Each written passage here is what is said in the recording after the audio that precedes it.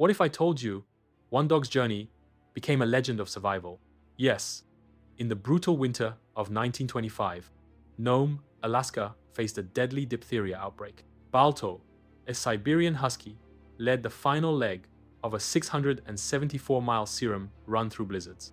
But here's the shocking part. Temperatures plunged to minus 40 degrees Fahrenheit, wind howled at 50 miles per hour, yet he never stopped. Snow blinded the trail. Ice cracked beneath his paws. The chilling truth?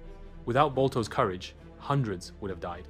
His feat inspired the Iditarod race and a statue in New York's Central Park. Most people didn't know, some doubted he could lead, until he proved them wrong. So, was Balto just a sled dog? Or a hero carved into history?